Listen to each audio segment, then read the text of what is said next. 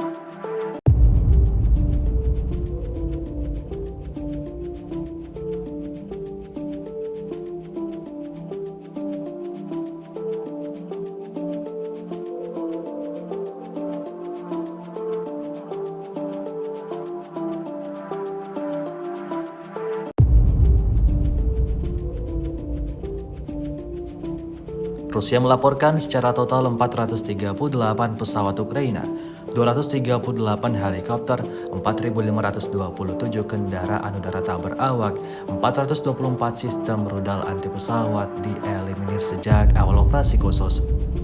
Sementara itu dari kubu Kiev, Kementerian Pertahanan Ukraina melaporkan 730 tentara Rusia dieliminir dalam sehari terakhir. Total 212.760 prajurit Rusia meninggal sejak awal konflik hingga hari ke-470.